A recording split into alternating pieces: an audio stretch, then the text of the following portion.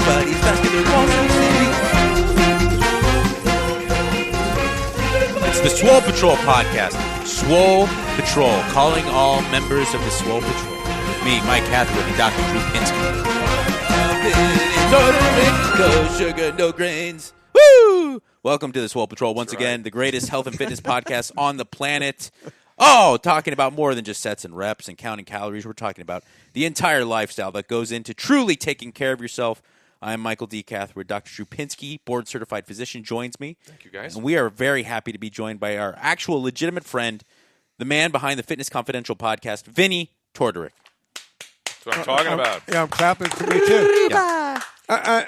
Mike, that brings up my first question. Your opening, and Drew, you might have to answer this. Listening. But why is the male genitalia so ripped? You know, even the fattest guys in the world. It's true. You know, Well, there's no. you look at the hedgehog, even when he's got the gut, he's got the vein. Another question, Drew. You see the striations in that cock. Why is the cock so different than any other part of the body in that when it's soft, it's jello, but then it can turn into your elbow bone? I mean, there's no other body part like that. No, it's designed to do that. Okay. Well, we know that part. Yeah, but it's not a muscle. Okay. So, and it's not a really soft tissue. It's sort of its own system, and there's no place for fat deposition in it, really. And it's an issue. It's just an organ that has a inflow-outflow phenomena attached to it, right? So the veins, sometimes it has to take a lot out of there, right? The vein, Right. That's why all the superficial veins are there, and there's bigger veins going down the dorsal. There's a dorsal vein there you can't even see sometimes. Yeah, I like a veiny dong. All right, so whose podcast is this? What's going on here? So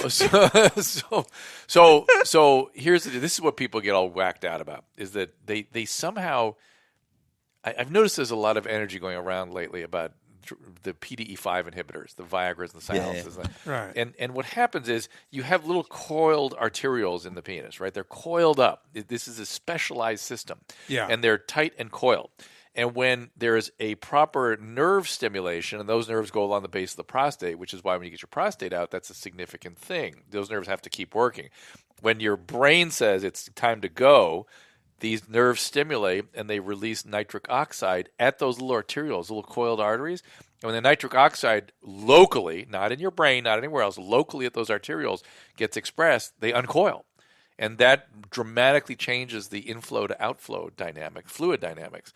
So it starts a huge inflow and it fills up these two cavernous bodies, which is your elbow you're talking about. and then when it settles down, they coil back up again, and those veins have to take it all back out again. Gotcha. And now when you had clinical boner, yes. There's that Clinical boner. Boner. Hang on, Drew. This is true. What? How did you get a clinical boner? Because I overdosed on narcotics, and they gave me something to calm me down. I don't know if it's Valium or what. This is so hazy to me, but I was in the hospital in New Jersey, and they gave me something to calm my nerves. One of the side effects in a small amount of patients with this drug is like an uncontrollable erection. I was one of those people, and it was concerning. I mean, it sounds fun. For how long? It was like an hour and a half. Well, it could have gone a lot longer. It could have gone a lot longer. It's priapism, and priapism can create an emergency where you'll never get an erection again. You can have really serious trouble. I thought it was bad that you don't shoot loads. Can you imagine no boner? That's bad. Then you got troubles. But they can inject stuff into the penis to reverse the whole thing. So how does that work when you can't shoot a load? I hate to keep going all over the place here. No. Can you still have an orgasm? Everything is exactly the same. Blanks, exactly the same, just no mess. Let me just clear something up. Let me clear something up, Vinny. The more we talk about dicks and jizz, the happier I am. So please don't feel like you're doing anything wrong. Oh, I don't. Okay. Now, Drew, and you and Drew both, I guess it's an age thing because you guys are pumped on the idea of having a self-cleaning oven. I love loads. If I had a fire hose, that would be my preferred way of getting things Why out of don't we ask the ladies here what they would prefer? That's really what really matters. Kate Shanahan is on the line. Oh, great. You bring another doctor on. We're already talking about loads. Oh, Kate, I'm sorry for this conversation. But let's we can bring get Kate back to it. Give all Kate Shanahan. Thank you for getting us off this topic. So introduce the guest. Yes, all right. Give all the particulars. Well, I barely had a chance to scratch the surface with poor Vinnie, but I'm very, very excited to be joined by another board-certified physician. She is known for, at least to me, she's known for her book, Deep Nutrition, which really, really, really impacted me in a great way. I'm a big fan. She is Dr. Cate Shanahan joining us. Hey, Kate. Hello, Kate. Welcome. Hi, I'm delighted to be here. Thank you. So one of the many reasons we're all fans of Kate is, and for me, the first thing that got my attention was when I first met Kate. She's a biochemist. Yeah. She's a real biologist, a full, real deal. And I've always been very frustrated with all the claims that are out there by people that have no training in biology, which is you need that to be able to, particularly dietary claims. And I asked her what interested her to focus on the area she was focused on, and she said essentially like, things are way, way too complicated to say anything meaningful. This is an area where I could say something specific and meaningful. Nice. Would that summarize it? Yeah, that's pretty good. Vinnie Tortorich, who also joins us, has an ethos behind eating that is no sugar, no grains, and I know that that doesn't exactly encapsulate the 4 pillars that you harp on so much, Dr. Shanahan, but there's a lot of similarities there, and I wonder if you'd like to comment on if there is any grains. First, let's get the 4 pillars out. Yeah, what are, in fact, yes, I hate to speak like such a geek, but what are the 4 pillars of eating for human health? Yeah, so they are the food groups that are actually common to all traditional cultures. So whether we're talking about Japanese or French or wherever, and they are very simply fresh food, like food that hasn't been cooked. Salads is a familiar example, but it also includes uncooked or unpasteurized, basically dairy products and animal products too, like sushi is a great example.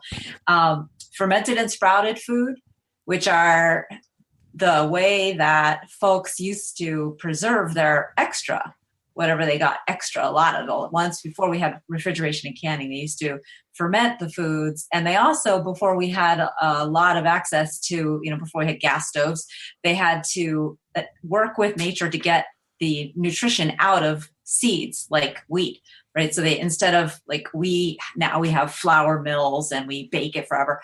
But what people used to do was simply just germinate the seeds a little bit, and that would soften them up. And then they would use that as like the foundation to make dough or beer bread. Beer bread being the Egyptian ancient recipe.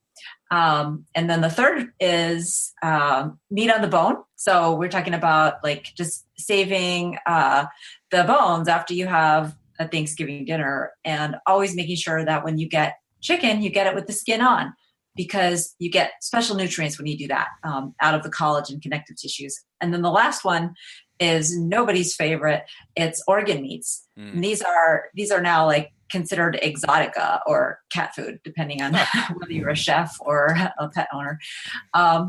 And they are actually like nutritional powerhouses, because when we just eat the muscle meat, we're not getting that full spectrum of nutrients that is present in an animal's body.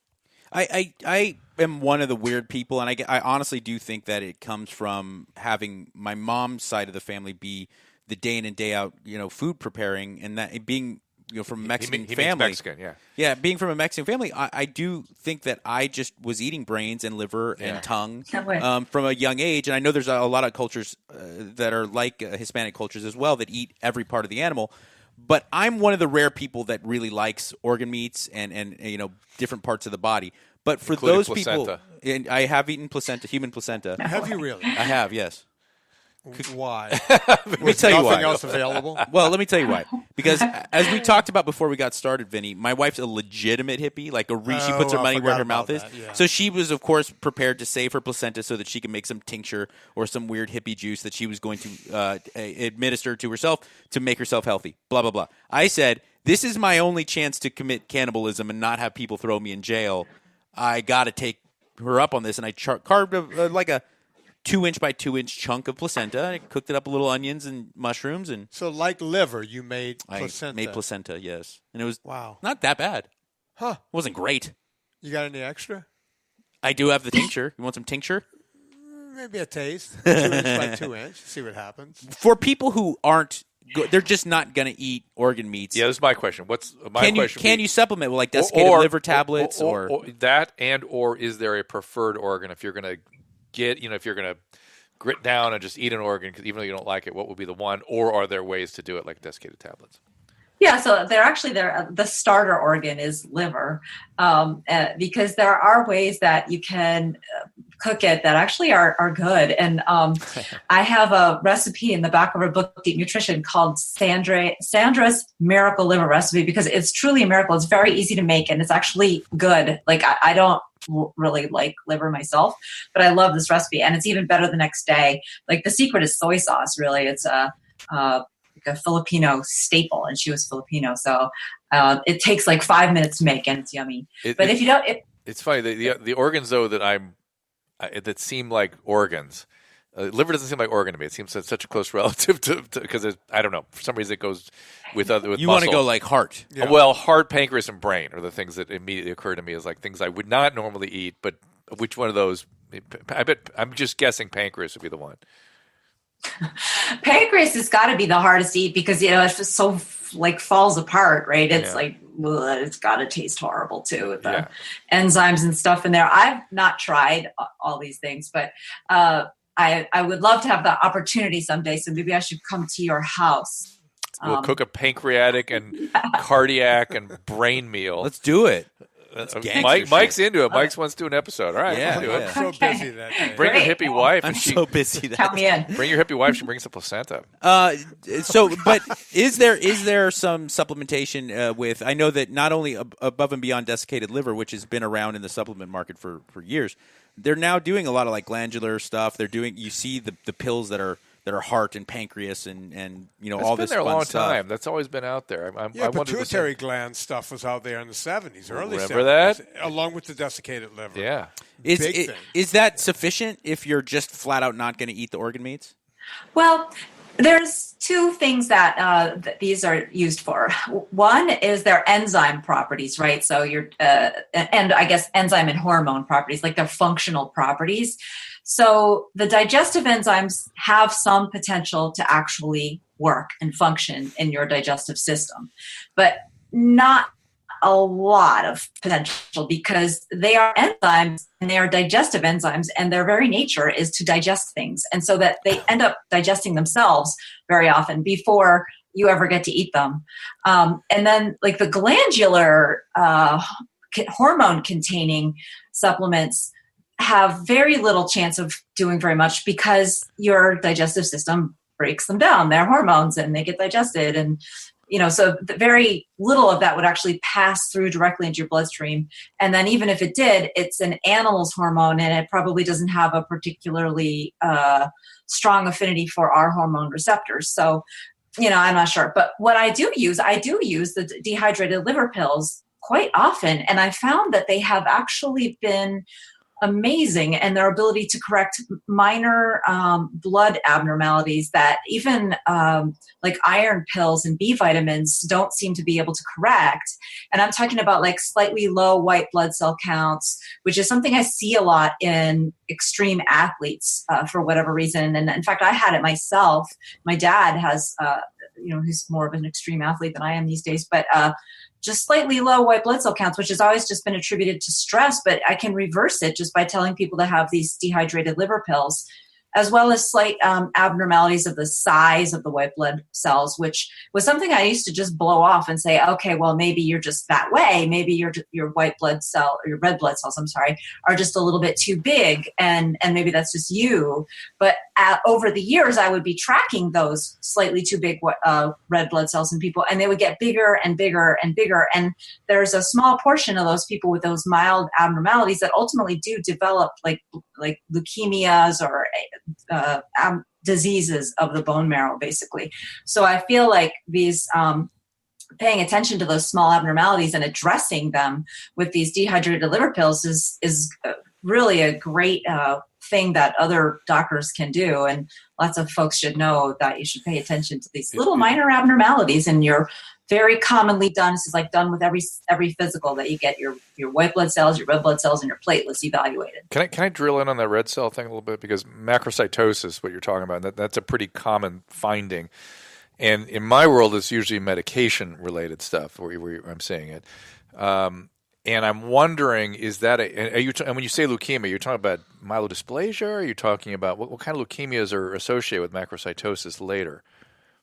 Well, what I've seen is more just like the aplastic. I see dysplasia. That's what I see. Yeah, that kind of yeah, where you get lower and lower blood cell counts, or you get the polycythemias. Right. Okay. So I see that too, and to me, that's myeloproliferative, myelodysplasia. That's sort of in that zone. Yeah. That I agree that. But my question is, what's fascinating to me is that a marker for people that are going to develop that, or is that somehow related to the development of the process, which is kind of a question that's not really in the literature out there that I've seen.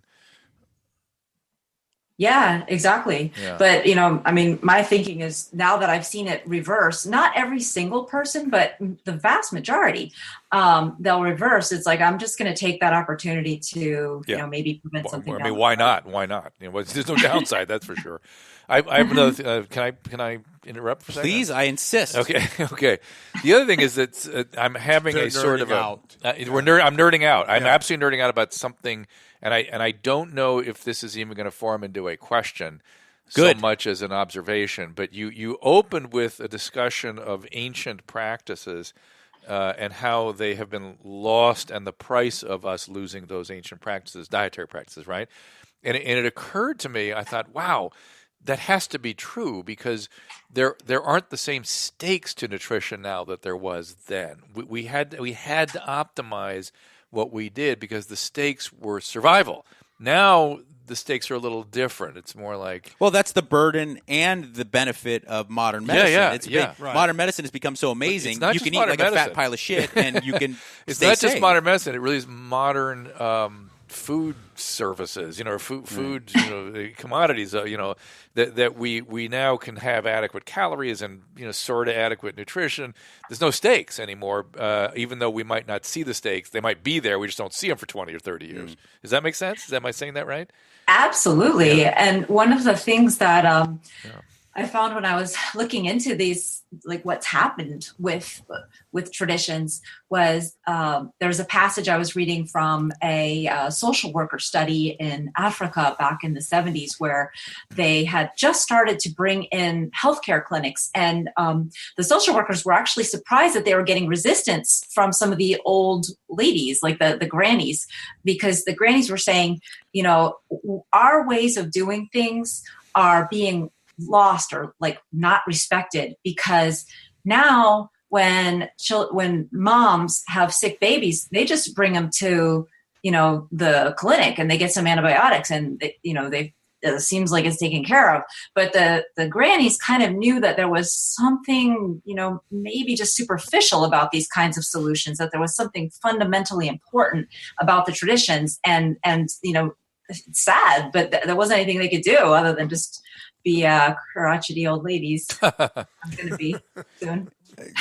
Vinnie and Dr. Shanahan, I think both of you have probably had to deal with this. Vinnie more so from the training aspect, and you as your work in it as a nutritionist.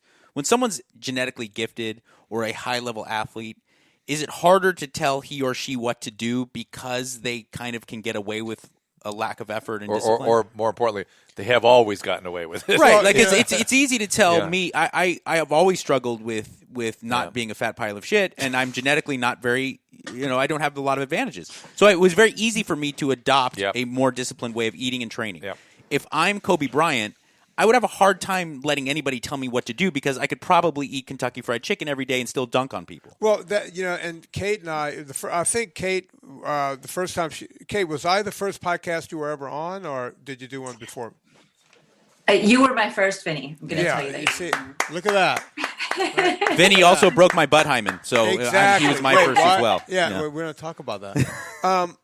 When Kate came on early on, we talked about that on my show, Fitness Confidential, because, she was working with these athletes, and I played college football, and it was amazing because I'm like you. I had to work at it. Right. I had to be in the gym all the time. I had to watch everything I ate. I had to go to bed at night. Most of these guys were doing everything from drugs and smoking pot, and literally some of these guys, because when we were in college, we were so broke.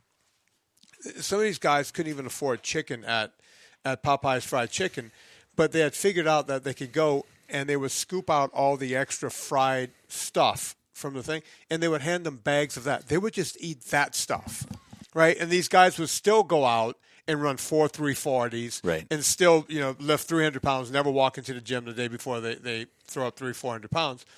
No problem.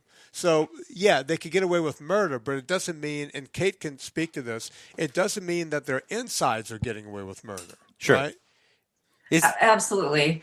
Yeah, I mean, that's what we found when we started working with some of these elite athletes and then looking at their blood tests that, their diet was much more predictive of what their blood levels would look like than their perfect physiques. And eventually the blood results pretty much always have some measurable consequence. And, it's not necessarily going to be a gradual creep like you might expect. It might be all of a sudden something happens. That seems to be the way actually that it is. Like there's some kind of stress that happens and it just throws you completely out of balance. And then now instead of like having really any warning period, now you've got a real problem. And so that's like, it seems to be the way biology works. I don't know if you feel that way too, Dr. Drew, but like, it seems like you don't really necessarily see like these gradual slides into problem. People feel like they're fine. And then all of a sudden there's a stress. And next thing you know, they've had a heart attack, or now suddenly they have cancer or some autoimmune disease. And it's probably some mathematician would be able to explain that has to do with like change and chaos theory or something. Yeah. But it's like you go from one state to another state all of a sudden. Kate, I think you should speak to this because I always talk about it in the ultra community. For years, back in the 90s, we would ride bikes for 30 hours and then your legs looked like they had elephantitis, and we would blame it on the fact that we were on the bike for 30 hours. Ultra runners who run 100 miles do the same thing. You wake up the next day and you can't see your ankles, and we blame it on the exercise.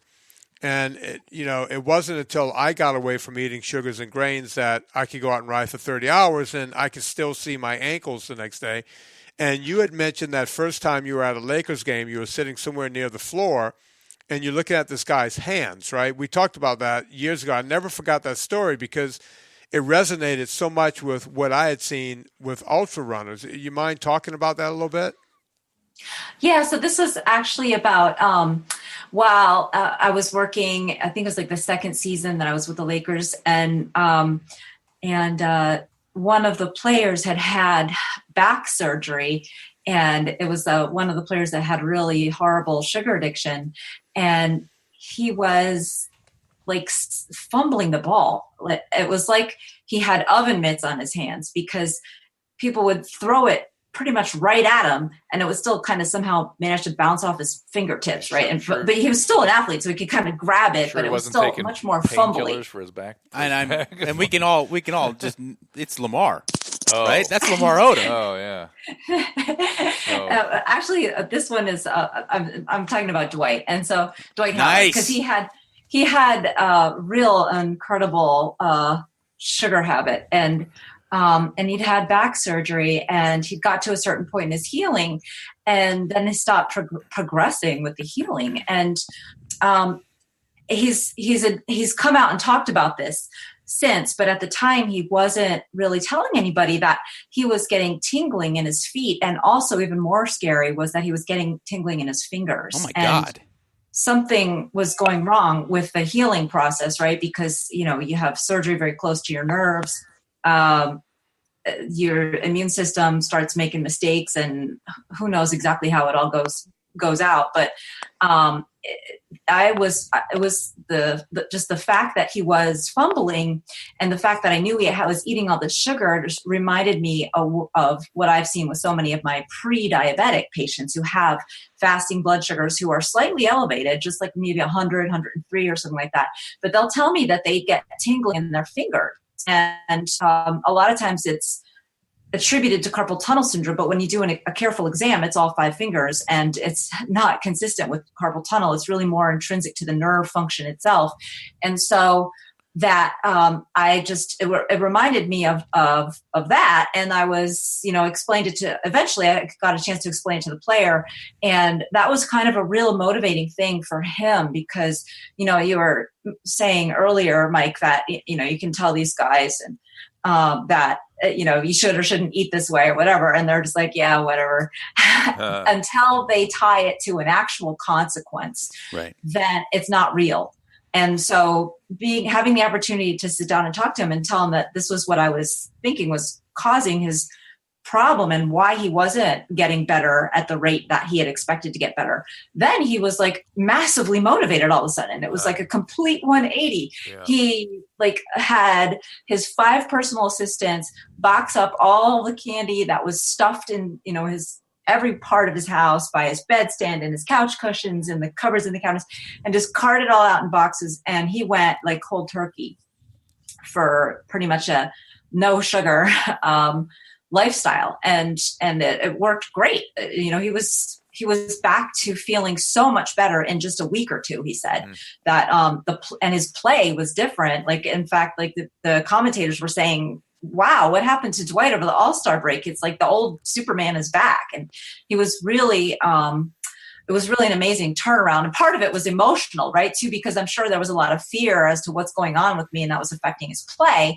And once he understood that there was something he could actually do about it besides just tough it out, I think that really, really helped as well. Is there a center of the Venn diagram, if you look at longevity and health, internal health, and high performance or a high performance physique, getting to really low levels of body fat or attaining real high levels of muscle mass? Is there a middle ground where you can have a healthy body, a healthy internal kind of blood markers and things like that, and also achieve high performance or get to have a what would be a shredded muscular physique? So hang on, let's. So I do think that sometimes the two can be they go at odds. Go at odds with each other. So the difference between, let's make it a little more general. We talked about it before: fitness versus medically well. Right. Those are sort of the broader categories. In the bullpen is Timothy DiFrancesco, who's a personal trainer who's worked with the Lakers as well. And I think he's on there. I'm not sure. I'm on, guys. Can you hear me? Tim, mackerel. Hey, Tim. There he is. I don't have his phone number, so I couldn't tell him we were running behind. We're running behind. This is turning into a party. Yeah. In studio, Vinnie Tortorich. On the phone is Dr. Kate Shanahan, and also now joining us, Timothy DiFrancesco. Hello, my friend. How are you? I'm great. I appreciate the pronunciation of the name. It was perfecto. No, DiFrancesco. See. We were just touching on the subject of having real internal health and high performance, and finding the middle ground where both can exist and not fight against each other. Let's give Kate first dibs. First dibs to Dr. Shanahan, but then I'd love to hear your thoughts on that, Tim. Go, Kate. So I feel like when people do sports that like they really totally love, they achieve that naturally. So what I'm talking about is like surfers or mountain climbers, rock wall climbers. Like these are folks who spend 4, 5, 6 more hours a day doing their sport, and it's not like they're pushing themselves to try to look a certain way or anything. And then, if they couple that with eating well, which they often don't, then they can just kind of more naturally be super healthy. I mean, if you ever, when I was in Hawaii, and all of my patients who were surfers, they'd come in for their physical exams, and I could always tell they were surfers when they took their shirts off, because they were completely cut, and they never saw a trainer or anything. Right. It was the certain exercises are just conducive naturally to fairly, being well balanced, and of course also there's a lot of selection bias there, I'm sure. But what if we're talking about lifestyles that aren't necessarily well balanced? Bodybuilding, fitness model, endurance, extreme endurance athletes, Ironmen, things like that. Things where you're stressing your system. I know that high level endurance athletes in particular, and also strength athletes, they're doing things for the sake of their performance or the sake of their appearance that can't naturally be very good for you. You're absolutely right about that, Mike. If I can jump in. Ultra athletes are not the healthiest people in the world. It's very one-sided. You can make the same argument about bodybuilders or power lifters for that matter. Think about what I always tell people, don't be fooled by the ripped muscles on a bodybuilder. They're the most unhealthy people in the world. Look at them. A lot of them die very young. A lot. And if you see a lot of them who do live literally into their 70s, which is very few, they look like crap. Yeah. You can't keep that. You can't stay at the party that long, right? And look at a lot of ultra athletes. There's only a time period that you could do it. You can't live that far over to one side for that long and get away with it, right? At some point, you have to come back to the middle. Yeah. Tim, do you have anything you'd like to add as far as finding high-level performance and maintaining health? Yeah, I mean, I think that, and I've been just really enjoying the conversation so far and following along. And I think there is this aspect of, if you look at it, step aside from the dietary or the food, the supplement food intake side of it, and look at the training side of it. I always think of it like this. If you're a strength coach for a Division I college program and you've got some 19-year-olds in there who are potentially going to go get a pro contract at some point, but they're 19 years old, you can kind of bang those guys around. And you can really direct your training approaches to just purely based off of performance, versus if you're working with Steve Nash and Kobe Bryant in the last 5 years of their career, you're not going to go in and say, well, can I put 2 more inches of vertical leap on this guy?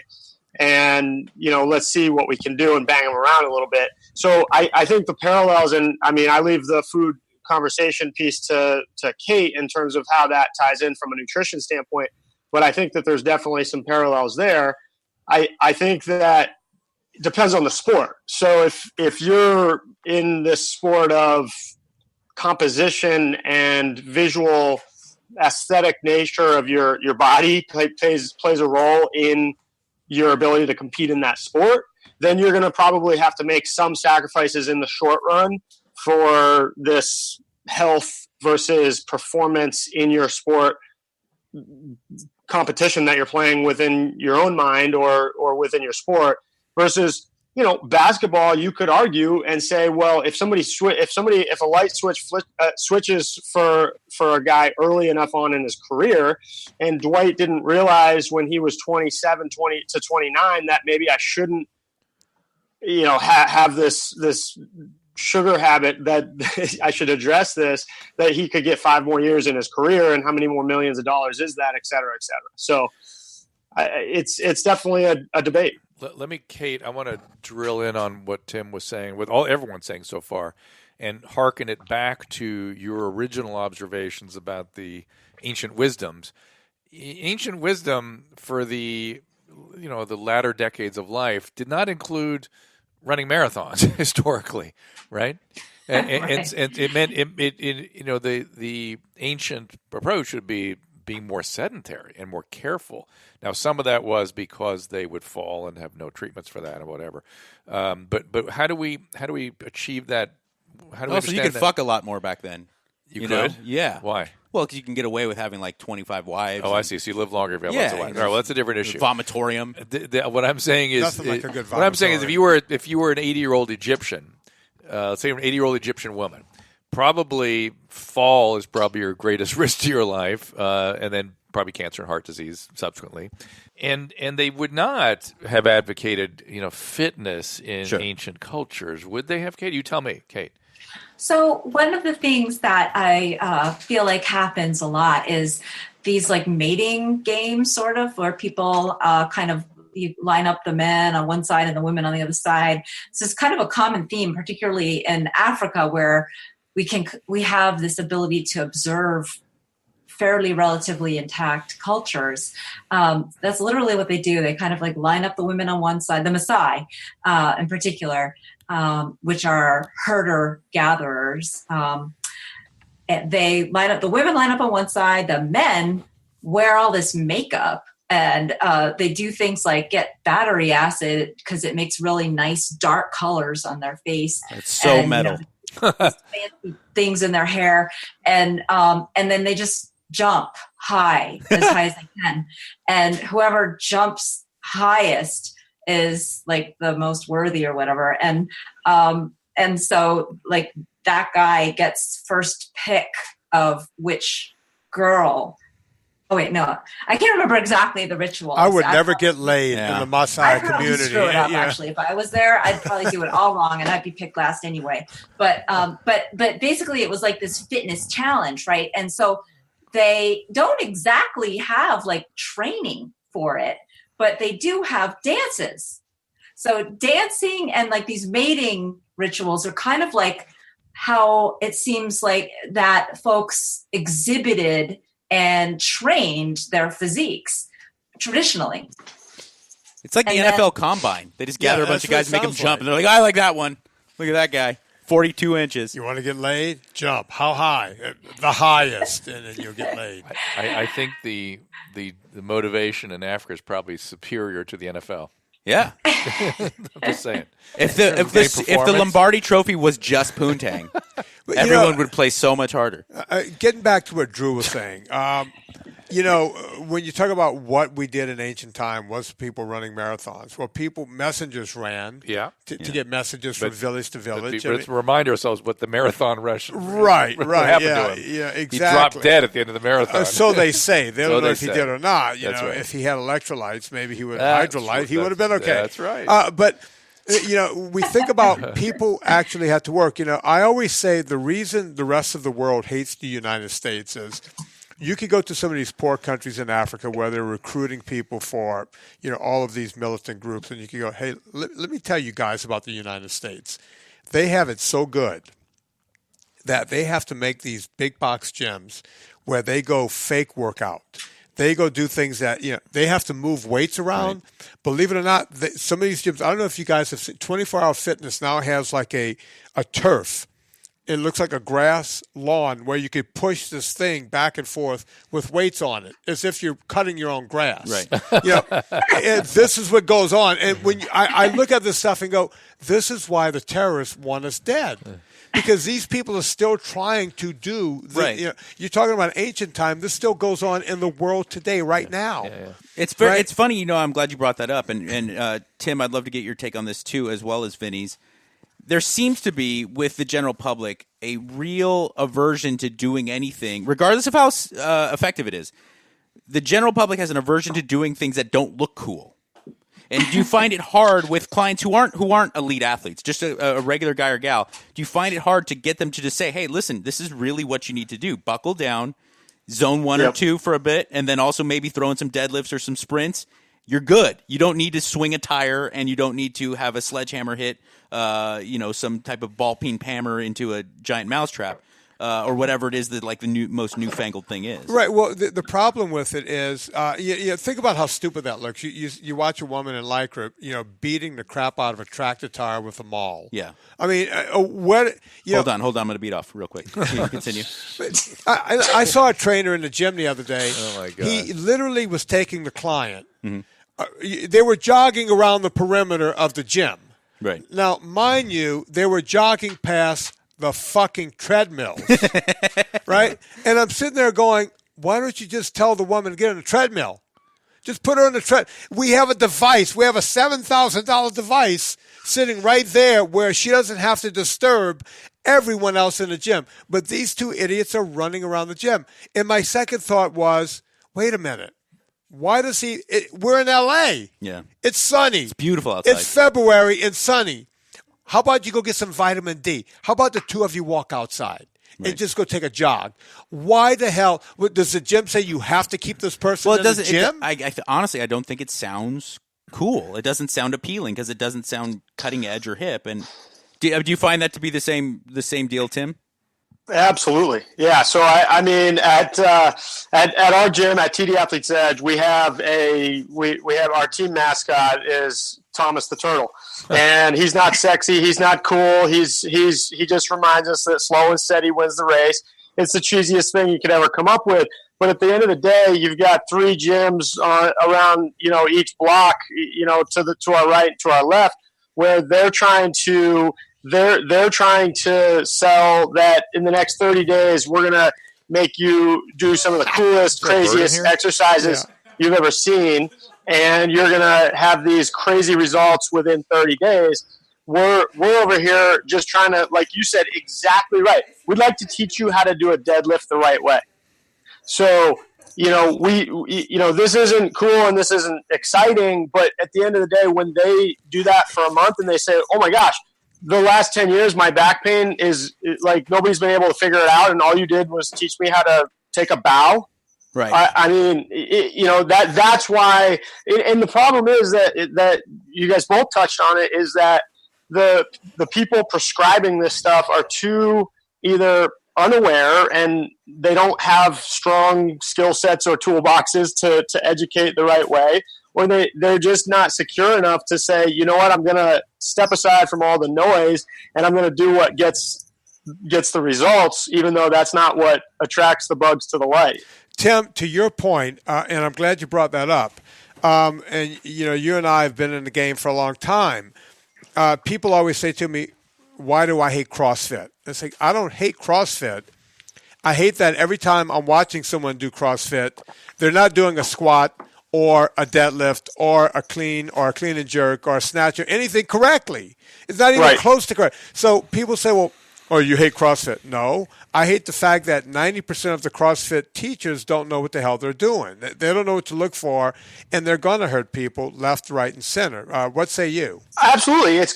They're about quantity. I'm about quality, and so are you. And I'll just take my chances in the long run when we're worried about quality of the work that we're doing. And it's just like anything else. Simple is usually better. Less is usually more. It's not, this stuff isn't fitness and health and exercise side of things doesn't somehow get away from what everything else in the world does.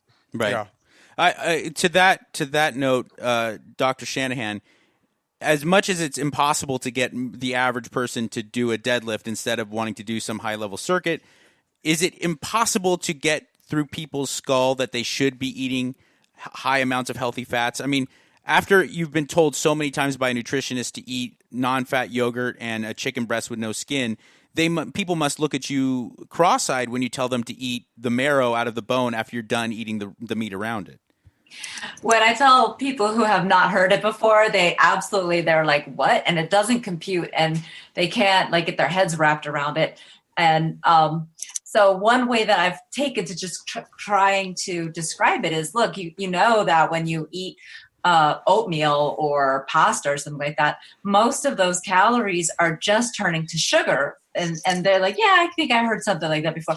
Well, what we're trying to do is just switch that around. So switch out your sugar for calories that come from fat. And one of the reasons for that is very simple. It's just that whole food tends to have a good amount of fat in it. And that when you stop processing your food, right, so that we actually buy chicken instead of boneless, skinless chicken nuggets or breasts, chicken breasts.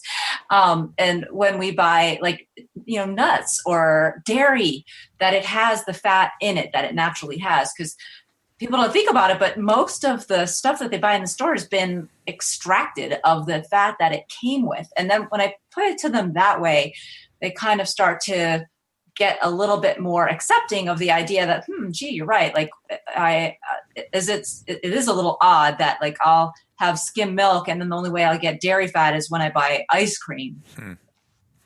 Now, Vinnie and Kate have been advocates for quite some time, and I started wondering if there's a point of diminishing return. I think I raised this for you the other day, Vinny. Yeah. So my dad was very much in this zone. He actually went, I think, overboard particularly with the animal fats. He would, clear off everybody else on the table who'd cut their fat off their meat, and he'd go, "I want that. I'll have that." It's fucking sweet. And he ended up with large vessel vascular disease. He had his aorta he ended up throwing strokes to his head from the aorta. Nice. He did not have carotid disease. He did not have coronary disease till way later in life, but he had large vessel vascular disease young. And I'm wondering if that's just him, his genetic setup, or, and if it is him, who do we, as physicians, who do we advise, and what cutoff and how much, and you worry about the do no harm factor here. Kate, I'll have you answer that. She not here? In terms of how when even if you don't, let's say you don't know your risk, and let's say that just was my dad. He was at risk for large vessel vascular disease for some reason, and even moderate fats for him would be too much. Given that I don't even know what percentage of people would have that genetic risk, what should the average person look at as too much in the fat zone?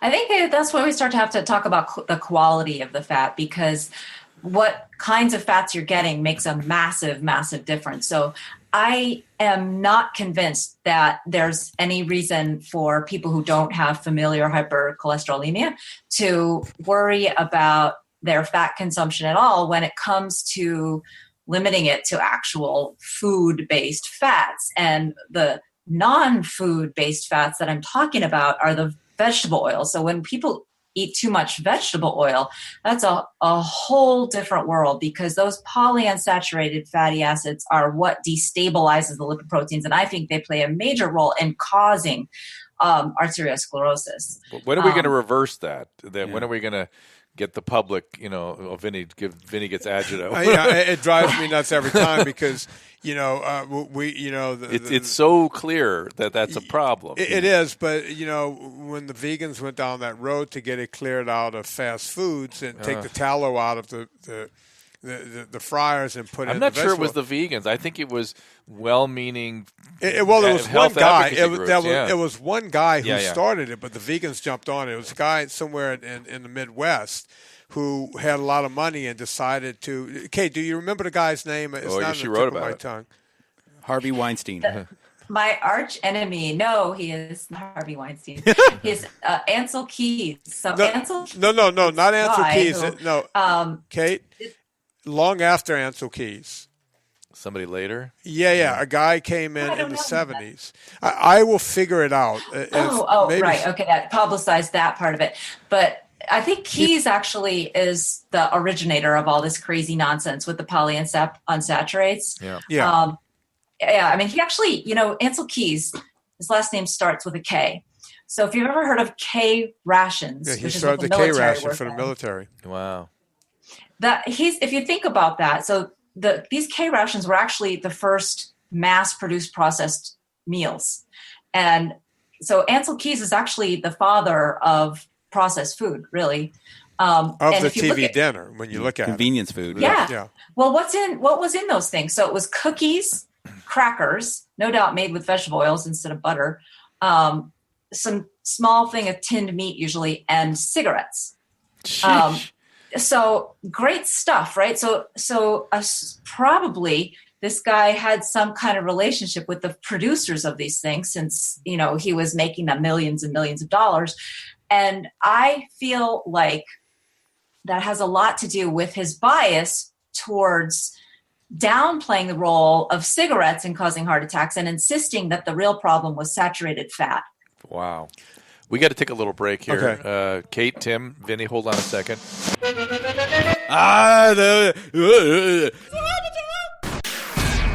Friends at Bergamat are back. It's, of course, a brand that's made an impact on us here. It makes a variety of supplements. They use the extract of the bergamot citrus fruit. It's full of polyphenols. It's a supplement that acts as a natural statin and may improve a number of cardiovascular conditions and fatty liver disease, as well as potentially high blood pressure and other things associated with the metabolic syndrome. Now the makers are bringing you a formulation called Bergamat Sport that provides all the same cardiovascular benefits, but with some additives designed to aid athletes and those with an active lifestyle. Bergamat Sport may help improve stamina as well as reduce recovery time and muscle inflammation. In an ongoing study, professional soccer players were asked to use Bergamat Sport, and the documented improvements have been impressive. I use the product. First Lady of Love uses the product, the Bergamet Femme. Physicians and cardiologists around the world are recommending it. For a limited time, our listeners can save 10% on their order by entering the code DRDREW at checkout. That's Dr. Drew at checkout, all one word. To try Bergamet Sport for yourself, visit bergamet.com. That is BERGAMET.com. Or also you can click on the Bergamet banner at drdrew.com. Be sure to talk to your physician before you use any Bergamet products. In fact, before you use any product or supplement, be sure to talk to your doctor. Welcome back to the Swole Patrol. Oh, so swole. Timothy, yeah, go ahead. Personal trainer Timothy DiFrancesco worked with some of the highest level athletes on the planet. He also works with average Joes, so make sure you get in touch with him if you are in need of his services. Mr. DiFrancesco, where can listeners find you if they want to? You bet. So check us out, www.tdathletesedge.com. Can find us on Instagram at tdathletesedge. And also on Twitter at tdathletesedge. We have a great Facebook following and put content there all the time on how to sort of cut through the noise of what are the right things to do from a training and workout exercise standpoint, supported by nutrition, recovery, and connecting mind to body. So would love to hear from anybody in any of those places, and very, very excited to be on the show today. Thank you, man. Also, Dr. Kate Shanahan, I'm excited to have you here as well. Deep Nutrition, a book over all other nutritional information books, I recommend Deep Nutrition more so than anything else. It is the most sound and reasonable approach to eating I've ever found, and I can't recommend it enough. Dr. Cate Shanahan is the author. She joins us as well. And sitting right next to me is the man himself, Vinnie Tortorich. I'm clapping for me. I'm clapping for all three, but I just wanted to, Hey, I'm obsessing about something. Let's let people know. For those who are not familiar, the Fitness Confidential podcast is the one that Vinnie is behind, and he is a very, very smart man. So I get obsessional about stuff, and Kate, I've told you I'm jealous of your biochemical training, and you raised this issue about ancient practices, and so my head's spinning in that zone a bit, and I just was thinking about, why we I as I age plan to still focus on fitness. I don't care what ancient practices were. I think I'm gonna keep focusing on fitness. But my head goes, well, why in ancient Egypt would an 80-year-old have had a sedentary life? And perhaps it's the case that really falls and infection were probably the greatest risk to these people. And so they, of course, would have to just stay still, because if they fell or got an infection, got a wound, an infection, that game over. Yeah. And so cancer and heart disease and, staying functional and what you would say, keep having sex, Mike. Keep your vag and your dick in, right. in good working order. All that were low priorities compared to avoiding fall and avoiding infection. Am I onto something there, Kate? Absolutely. I think that one thing that we that might help us figure this out is to realize that Egypt was kind of an exception. So was China, and these civilizations, the cradles of civilization, because for 100,000 years, 200,000 years, maybe longer, prior to that, folks were much more mobile. Right? We're naturally mobile. And one of my all-time favorite movies, which you might really like, actually, Dr. Drew, is called Grass, A Nation's Battle for Life, from 1925, by the same director, actually, who would later do King Kong. Wow. It chronicles the migration of these people across the Zardaku Mountains, somewhere in like Afghanistan or something. And they went from like one grassy plain over this whole mountain range to another grassy plain with their goats and sheep. And the whole tribe would go, everybody, pregnant women, 2-year-olds, 80-year-olds if they could make it, and all their goats and everything. And to get there, it was incredible. They were scaling, mountain peaks, breaking through snow that was waist deep. They had to go, it was the equivalent of a marathon every single day for a month. Okay. So we were very, very migratory. Generally, particularly the hunter-gatherers and then the herder-gatherers, which is how I think people existed for the majority of our time on Earth here. And so we had to be active, and it was going to be the rare 60, 70, 80-year-old who like didn't fall and break something. Right.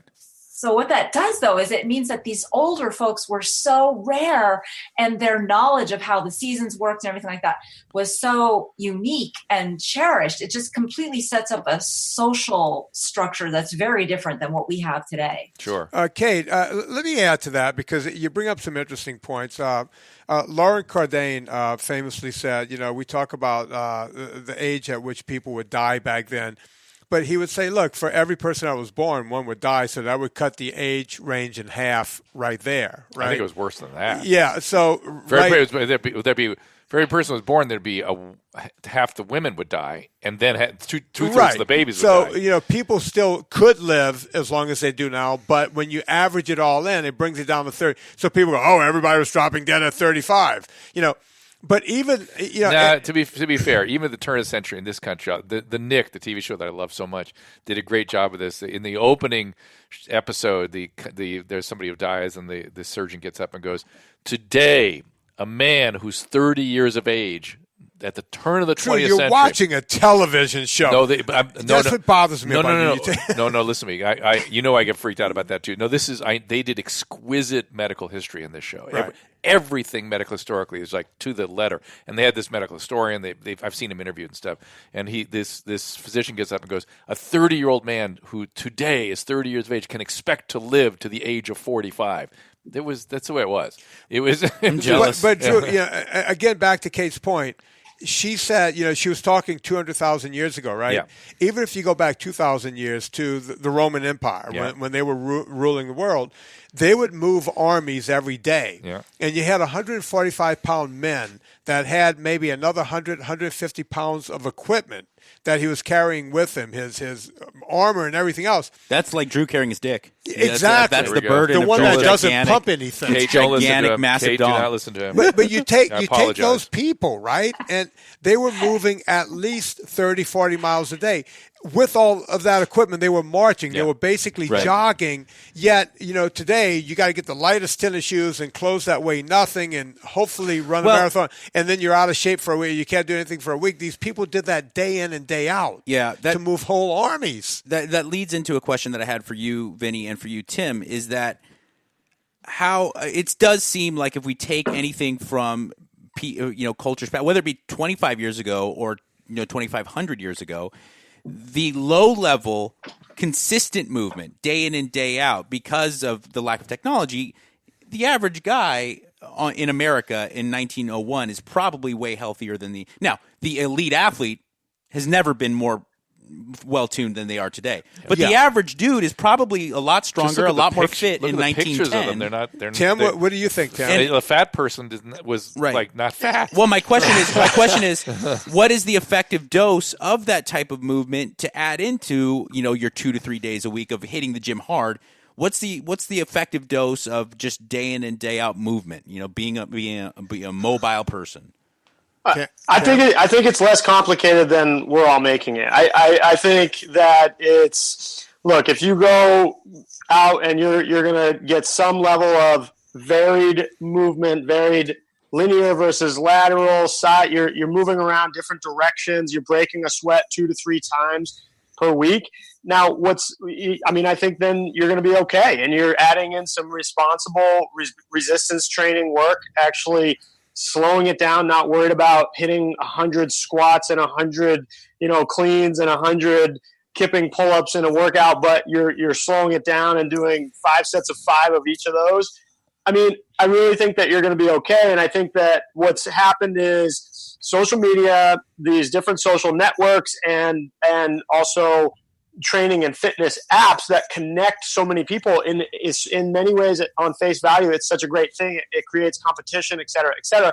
It also pushes these people that have a tendency to overdo to be in that state from an exercise standpoint. And I think that there's a lot of people that come in to us at a certain point are like, hey, I'm just tired of going through this vicious cycle. Like, I overdo it every year on Jan 1 and I jump into this new thing. And then last year I blew out my shoulder. This year my knee exploded, whatever it might be.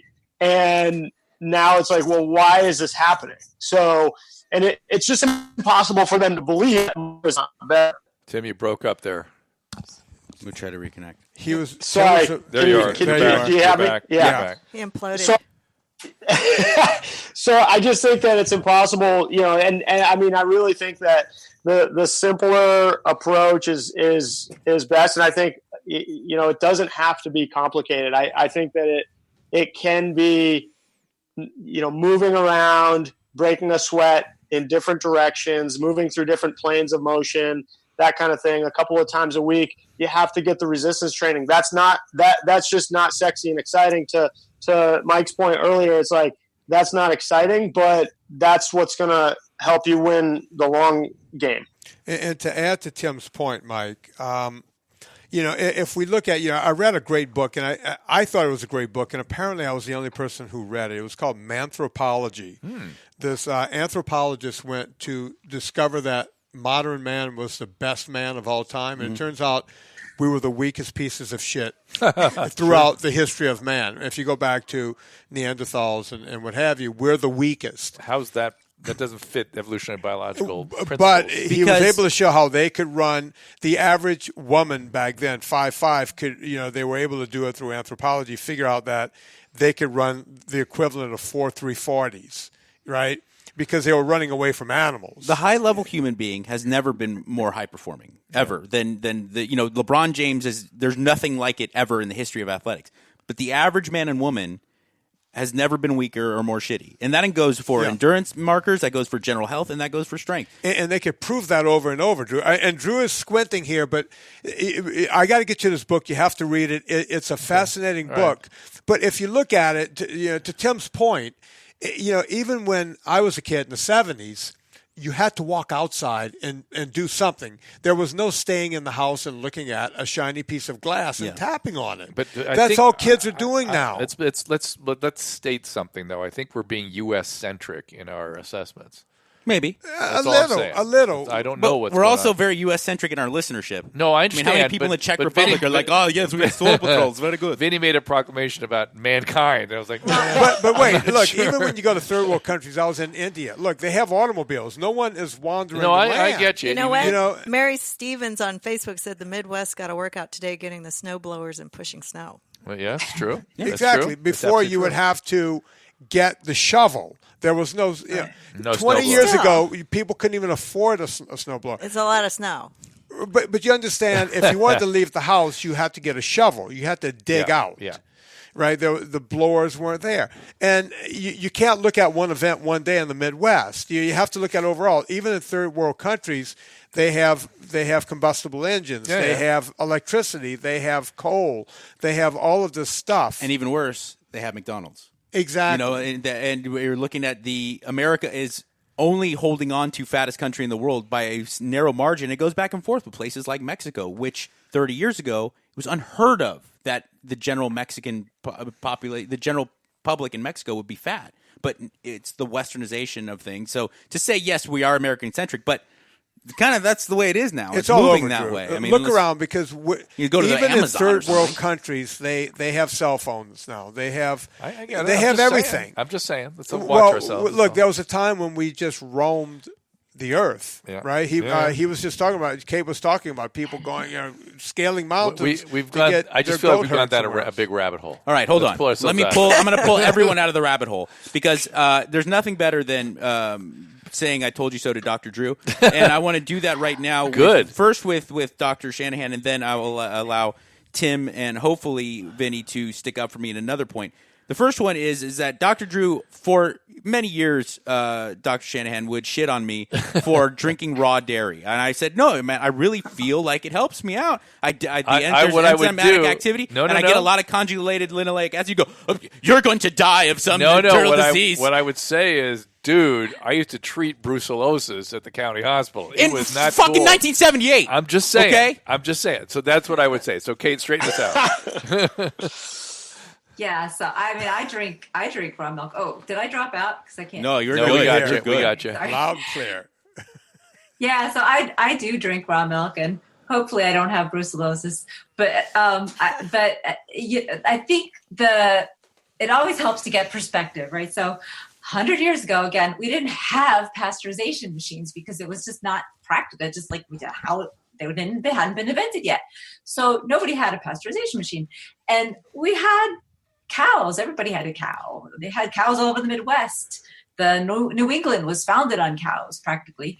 And of course, all throughout Asia and everything like this. So it helps to get that perspective that, yeah, sure, you can, if you don't treat your cows well, I mean, it's important to know that when you're getting raw milk, you should get it from a farmer that has some kind of a standard in the way he's cleaning his animals' udders and all this kind of stuff.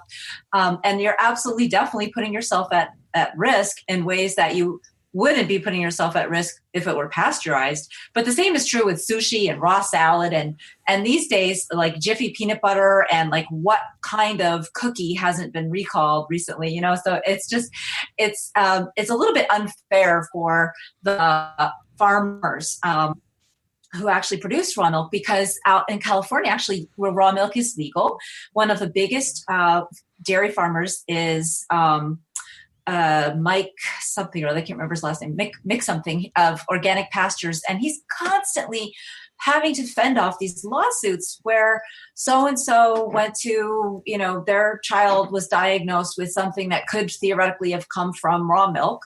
But because they told the doctor that they drank raw milk, that's what it was, right? And there was one case that I had heard of where there was actually a lawsuit that they were, the anti-raw milk crowd was trying to bring this woman's child's case to bear as evidence against raw milk, that tried to make it illegal. And she ended up writing me like a year or so after the whole case was over and said that she found out that her child, who was admitted to the hospital with E. coli, and yes, had some raw milk. Well, it turns out that he'd also been eating chicken's fingers or chicken bones from the garbage. Oh boy! Before he went to the hospital, and the doctor's not going to ask, "Does your child eat from the garbage?" When someone comes into the hospital, they're going to ask the more common questions. Did you eat? What we learned, which is this stuff comes from raw milk and uncooked hamburgers and the usual suspects. We're not going to try to really be fair and before we finger raw milk as the cause. I fingered it once, and then it became a Me Too issue.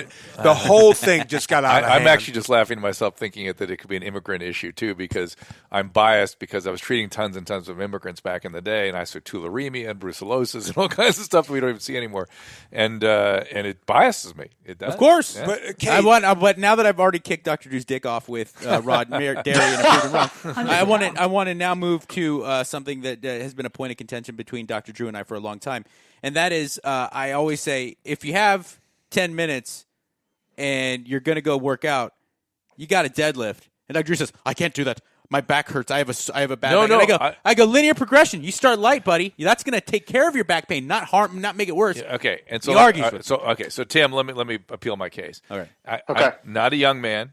I love heavy lifting. It's the most gratifying thing I do. Tim, I've been trying to talk him out of it for the heavy lifting for a long time. He's an idiot. No, my body is sort of my joints have pulled me out of it, and so I have shoulder and elbow and back stuff now, and I work around it, and it's fine.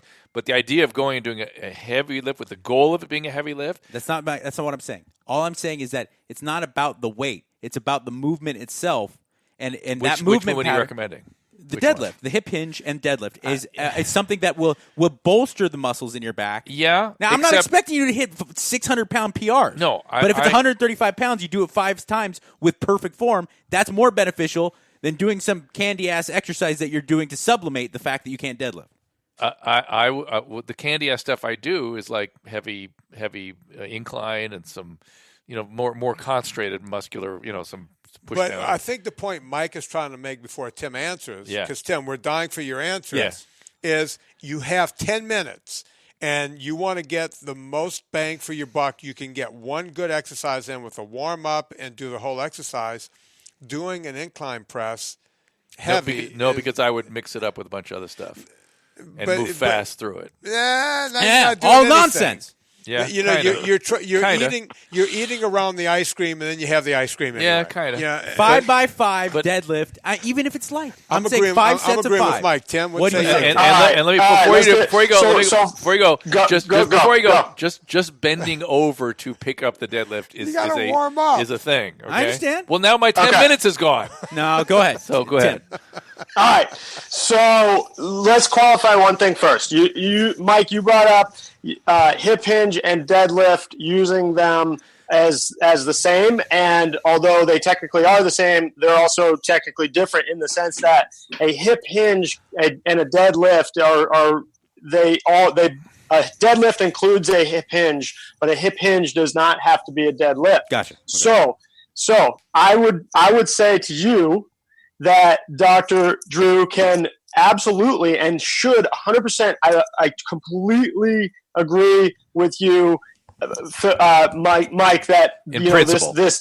In principle, in the sense that this hip hinge should be 100% in his patterns of what he's doing. There's so many different variations of the hip hinge that not all hip hinge variations are great for all people. So we need to get to the bottom of this, and that's my point here, is that, look, there's nuances to this whole area. So whether we're talking about, a hip hinge versus a deadlift being something that you're actually deadlifting from the ground, maybe he shouldn't be doing that. But I would argue that this hip hinge, the movement of a hip hinge should be in his movements of what he's doing. Maybe it's a band resisted pull through. Mm-hmm. So picture a deadlift action with a band tied off behind you and you're pulling it through your legs to a standing position, that type of thing. Yeah. But the key being that there's nuances to all of these movements, and to just say, well, I just do these movements, I don't know. I've not been educated and guided on these movements. I think that's the big key here, and this is where people get into trouble. This is exactly the issue where people go to the gym and they just say, well, I was told that deadlifts are awesome for everybody. And, they can be, but they need that way. Yeah, they can be dangerous as well. I think at the end of this pod, we're going point. downstairs and we're going to stand over a bar and you're going to show me what the proper movement is. And then I'm going to just throw about 6 plates on and crush it. Yeah. And just launch it through the ceiling. I'll videotape it. I want to see that. I want to see it. Anything else? I know, Vinny, you said you had a question that I kind of stepped on you when I went to the raw dairy. I forgot where we were. We were talking about raw dairy. We were Yes. talking. Just Kate, where are you with raw dairy? I mean, one of the things, I have a vitamin company. Full disclosure, I'm not telling anyone they have to take my vitamins. The bottom line is, we have, a lot of deficits. A lot of people losing a lot of stuff, and from raw dairy can't. Under K2, there's MK4 and MK7, which is something you can get from raw dairy, if I'm not mistaken. I'm going through my brain. And we have people now who are lacking in that, and it's a very important vitamin. What say you? Grass-fed dairy fat is a source of a couple of fairly unique, hard-to-come-by nutrients, including the vitamin K2 and also something called conjugated linoleic acid, which has some powerful anti-cancer properties, as well as good old-fashioned omega-3s, where, a lot of people who don't like fish oil, cod liver oil, or don't eat fish can benefit just from getting grass-fed dairy fat. And it doesn't matter if it's raw. Actually, you still have a lot of it if it's not raw, but heat does destroy these fragile nutrients. So you have a little bit more the less it's been heated. You've got me on the grass-fed butter. Yep. Is that? Yeah. I'm a big fan. Yeah. I'm a big fan. I mean, I like that as a fat source. Yeah. I really enjoy it. But, there's a lot of other beautiful ways to get CLA, the conjugated linoleic acid, which has, Vinny, you and I have talked about this before. Yeah. I'm not a supplement guy. There is definitely a need for certain things, like maybe your fish oil here, or certain deficiencies that people have, whether it be magnesium or vitamin D. But overall, I really do think that if you make the effort, you can get the stuff from your food. And there is conclusive and ample scientific proof that conjugated linoleic acid does some kick-ass things. In a myriad of ways. Right, but to Kate's point, and she mentioned it, and it deserves mentioning again. people should have fish oil every day. Yeah. It's something you should not miss in your diet. Well, and let me advocate on behalf of the average person. The average person will not and cannot do, Mike, what you do. They cannot plan their day and get their meals set. They can't do it. And I totally agree with that. And if somebody do it for them, they can't afford it, and they can't even afford what you pile in. And then they don't have the time to go back to the grocery store and get. Yeah. So the idea of supplements as a next alternative is something I'm sure. Because listen, Kate, do you still practice medicine? Are you still doing general medicine at all? I do. Yeah, and so know what? Just to get an average person to take a pill every day is a big deal. You know what I mean? I mean, it's people are not. This is probably people that listen to this, and certainly telling those of us people to do anything. Different. Anything. It's very difficult to get people to change their behavior. Change. Yeah, and so these are high order changes in behavior and priorities. Yeah, in they're people's lives. first world situations. Absolutely. And so the idea that supplements could be an alternative, I'm very sensitive to, because it should people should have that option. Well, you look, when you think about what this show is all about, it's Swole Patrol. It's trying to get people to the next level, right? Sure. Health and fitness wise. So we are talking to that. We are. I think we are mostly talking to that, but let's not forget that it's hard for people to institute things. I can't do what Mike does. I'd love to do what he does, right. And I'm a disciplined person, and right. I just can't pull it off. I can't do it. I can't prioritize it for some reason, but I could certainly do some of it, and I could take some supplements, no problem. Right. So. Yeah. There you go. Finish the thought. What would they be? The thought is done. And what would they be? Then I would like to hear from all three of you, from Kate, from Tim, and from you, Vinny. If we can all agree that it's best to get it from your diet, but there are certain supplements that are a go-to and people should be going to. What are they? You go first, Kate. I'll go last. Tim, Kate. I'm going to just have to say it depends on what they're eating habits are. When people ask me that question, I usually do a kind of a brief little dietary analysis of what do you eat? Do you not eat dairy? Kate, there's a great idea for like an app there or a website or something right there. You know what I'm saying? You know what I mean? Okay, let's do it. Yeah, really. I would go right to it this afternoon and go, let me input my diet. Let's see what I'm missing. That kind of thing. Exactly. So it's pretty easy to figure out. I do have some tools that I use online, and then I say, okay, well, looking at what you do, then I think you definitely need this, that, and the other thing, and then I usually stop after about 3 things. And whenever possible, I mention Vinnie's because he doesn't have any additives in there. And a lot of people who are asking me these things have intolerances to a lot of the normal additives. Okay, fair enough. Tim? And that's please give Pure Vitamin Club. PureVitaminClub.com is my company. There you go. Okay, and Tim? Thank you, Kate. Tim? Yeah, I mean, I come from the school of Dr. Kate in this area, so I have a similar type of response. I tend to get a lot of people who talk to me about areas of deficiencies and the things that they're reporting in the areas that I'm sure everybody here would agree with. And in today's diet, it's hard to get things like magnesium. It's hard to get things like good quality vitamin D. Well, of course, if you're not willing or able to go out in the sunshine, if you just don't eat any seafood or pastured grass-fed beef, that would give you some of the omegas, that kind of stuff. I think those are some of the areas that I'm investigating and thinking about as I'm talking to somebody. But same as Kate, I think it's hard to just take a shotgun approach and say, look, take these 3 things, you should be covered. And again, that's back to the nuances. There's levels to this shit, right? Yeah, right. Right. Tim, I think we are brothers from a different mother. People ask me this all the time, and they'll say, I get this question online. They'll say, how much D do I need? D as in dog. How much magnesium? And I tell everyone the same thing when it comes to D. D is a hard one. D is a tough one, but here's how simple it is. Everyone should go to the doctor once a year to get blood work done, right? And when you think about all the money people waste on gyms that they never go to and supplements that they never use and all of this stuff, I always tell people, you go to the doctor, whenever they're taking your blood work, spend a couple of extra of your own bucks, even if insurance doesn't cover it. It's not that expensive. Have them test you for D. Have them test you for magnesium. Have them test you for B vitamins, B as in boy, because some people are lacking in folic acid and folate just in general. Hey, I'll tell you also, I see a lot of B12 deficiency with the use of all the acid blockers. Exactly. And metformin. But if you Metformin, take yeah. a lot of one of the most common diabetes drugs, metformin, makes it so that even if your level is adequate, you might not function normally. And I'm not sure exactly how that works, but everybody on metformin should be taking B12. Yeah, and and wouldn't both of the doctors here agree that it's so easy and it's so cheap? The tests are being done anyway. They could test you for these couple of extra vitamins. If you have any deficiency, we get the whole episode on vitamin D, though. It's really hard. Oh yeah, it's a hard one to figure out complex. because once you get up to level, then you have to go back in, and no one's going to go back in. What's the level, and how do you get it? And how do you get there, and then how do you level it off, Yeah, and so on and so forth. It's very, very difficult. Yeah.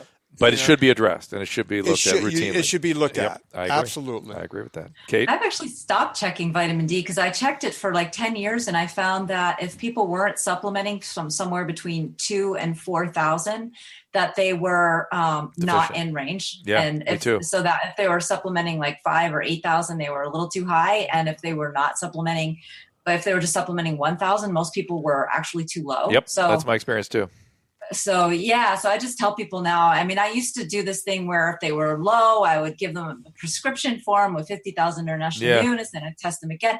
But there's so much loss to follow up and all that I just started saying, okay, just have, 4,000 instead of the 2,000 if they were low. Yeah. And so it makes like that has been my practice too. It's really? Exactly my practice. Yeah, although I still check once in a yeah? while. People are interested, and even at 4, some people are still kind of low, particularly as you get older. But I agree with Kate. That's good, solid advice. Pragmatic, it's pragmatic. I feel sufficiently swole. I'm pretty. Well, I mean, I think I would. I would just toss in there real quick and I would love for everybody outside of me on the call here to talk, because I'm going to defer to everybody here on this topic. But am I wrong to say that these things don't occur in silos in your body?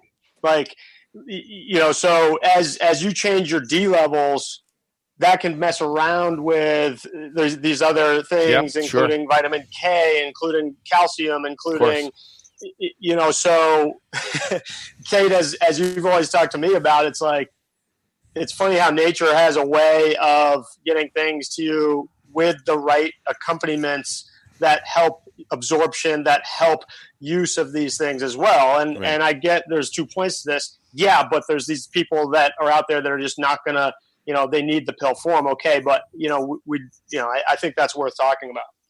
That's a great point. And, I was having this conversation with a friend of mine the other day, and he's talking about how he's really regulating his blood sugar. He's taking RALA and he's taking cinnamon extract. And then I go, yeah, but then what's your biotin like? And subsequently from taking this, and it is this weird kind of chain reaction that you Mother gotta Nature. wonder. Yeah, Mother Nature does not like you screwing with it. I have one final question I just thought about. I was saying that I was sufficiently swole, but a lot of good info coming through.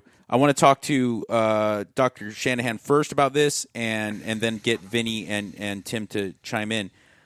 Dr. Drew and I, the one thing we do agree on is that people, really? Well, yeah, because we really enjoy busting each other's He's chops. got a little bit of a clip in his voice that makes me concerned what's coming here. This is you and I. This is you and I coming together and pressing our go penises together for the good of everyone together. Crossing swords.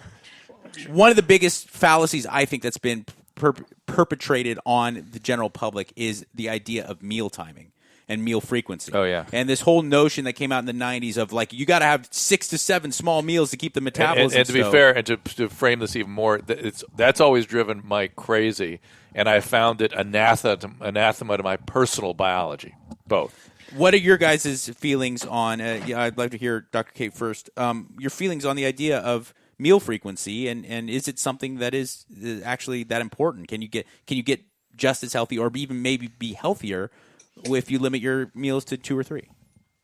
Or 1.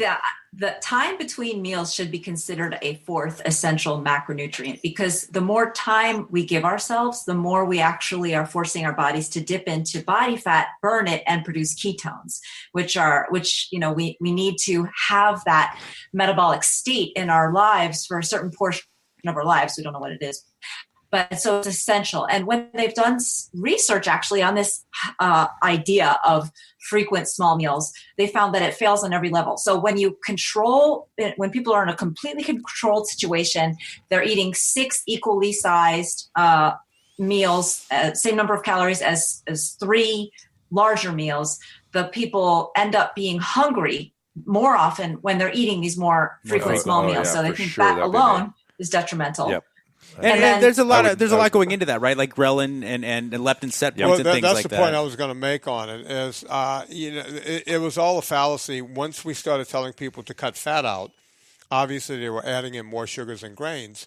Now you have two problems. Along with insulin, you're releasing ghrelin and leptin. I'm gonna predict though that the ghrelin and leptin story is going to be extremely broad and individual specific sort of biology. In other words, the three of us here may have very different biologies. It doesn't. Yeah, but overall, when you look at overall, people, you're right. When you look at 100%, people, if you have 100%. people, if they become resistant to leptin and ghrelin, 100%. then you have a problem where they feel hungry all the time. And the way the Weight Watchers of the world got you to not feel hungry was to have you graze like a cow all day versus in our systems. And Kate, you can speak to this. Our systems were never made. We only have one stomach. We don't have four like a cow. Right. You can't just keep taking in calorie all day long. You can't. Your system is not set up to handle that much activity. What say you?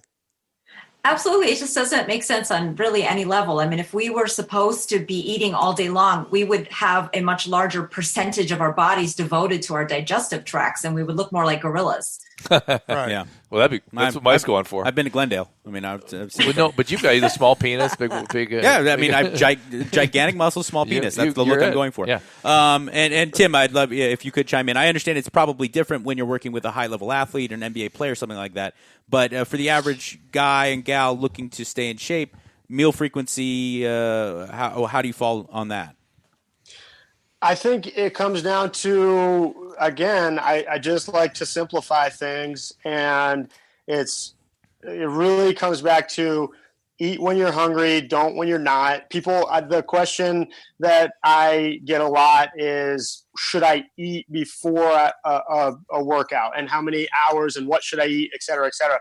My first question is, do you feel better in your workouts when you eat something of relatively healthy nature about an hour and a half before, so on and so forth? Or do you feel like it sort of slows you down? The point was brought up just a second ago. It was everybody's a little different in these areas. Yeah. Sure. So I think that has to be applied too, is that there is not one blanket answer to this. Yep. But being able to say, well, hey, personally, I work out much better on an empty stomach. So that's okay. You're not going to collapse and die as long as you haven't gone for 30 straight days of eating nothing. You're probably going to be more than just fine. And it's pretty normal and okay that you feel actually a little better in that environment versus, hey, if you eat a piece of sprouted grain toast with some healthy peanut butter on it and you say, I feel better when I do that, go for it. Yeah. Yeah, that's very reasonable advice. And I think that's a good point to wrap things up. Tim DiFrancesco, I really appreciate you coming on the show. TDAthletesedge.com. That's Tom Darrell athletesedge.com. TD. That's it. And also at TD Athletes Edge on Twitter and Instagram. I really appreciate you joining us. It was a blast. Thank you very much. Dr. Kate, Deep Nutrition is the book. I can't recommend it enough. Is there anywhere else I could lead listeners to get more information on the stuff you're working on? Oh, yes, please. drkate.com, my website, which is drcate.com. And, of course, Vinnie, you're the man. You got a lot of places to go to. You got a lot of great services you can offer people. The best place for people to get any information is at vinnietortorich.com. I have a free PDF. It's completely free. There's no clickbait. There's no, here's 2 pages of it. It's a 25-page PDF guaranteed to make you 5% smarter in health and fitness just by downloading it before you even read it. And I will say, and I'm not blowing smoke, Vinnie, for everyone out there, the modern age, we've talked about how social media and things has kind of muddied the waters for so much. So a great way to really simplify things and bring you back to good health is your NSNG. The no sugar, no grains. Well, it's just really smart, and it's a lot of reasonable. All three of our guests very much in that same zone. So all right. Appreciate it very much, guys. So swole right now. Thank you. Thanks, guys. Fucking Swole Patrol, we got so swole today. Dr. Kate and Tim DiFrancesco. Vinnie Tortorich got us swole with his coffee and his vitamins. Oh, yeah. Vinnie Tortorich, big, thick dong, just like Dr. Drew. And I'm sitting over here with my tiny little wiener. But I got big muscles, so it doesn't matter. Well, we're so pleased to have Hydralyte back. Hydralyte is something that we and my family use just about every day, and it is simply the best oral rehydration product I have ever seen. And there are many reasons you should keep some around. I got the flu. I relied on Hydralyte because I knew it would rehydrate me the way an IV fluid would. We all have heard about the flus and the diarrheas, and they all knock you out. Staying well hydrated is critical to getting over these conditions. Even if you manage to avoid getting infected, your schedule is half as busy as mine. Getting 8 glasses of water a day isn't likely to happen. And you don't need it if you've got the proper hydration product, Hydralyte. That is the beauty. Whether you're sick or not, you can absolutely benefit from proper balance of sodium, glucose, and water. Hydralyte does this better than a sports drink or water alone. That's right, better. And it comes in great flavors like orange, berry, lemonade. It's available in a pre-mixed powder. My personal preference is little effervescent tablets. You can simply drop in a bottle of water or a glass of water, and you're done. You got it, and you are rehydrated. And compared to sports drinks, Hydralyte delivers up to 4 times the electrolytes with 75% less sugar. I know. Don't buy into the hype of the brands. Use Hydralyte. It's a better product. I'm telling you, I had intended to invent it. They got there first, so I'm all behind them. Hydralyte solutions are appropriate for all ages, and each bottle or package includes easy-to-follow dosing instructions. Order Hydralyte today at hydralyte.com/DRDREW. That is hydralyte.com/Dr. Drew. And for a limited time, our listeners can save 30% on Hydralyte. We actually buy in bulk in our family. So we're going to click through. Believe me, just click the banner on my site and use the code Dr. Drew 18. That is DRDREW 18. Thanks for listening to Swole Patrol with Mike Catherwood and with myself, Dr. Drew Pinsky. You can follow us at Swole Patrol Pod, SWOLE Patrol Pod, on Twitter, and at Swole Patrol Podcast on Facebook. Subscribe to the show on iTunes or wherever you get your favorite podcast. And do not forget to head over to drdrew.com to find all the Playroom Pod shows. While you're there, please click through the links to support our sponsors. Supporting them helps us do these shows. So thanks again.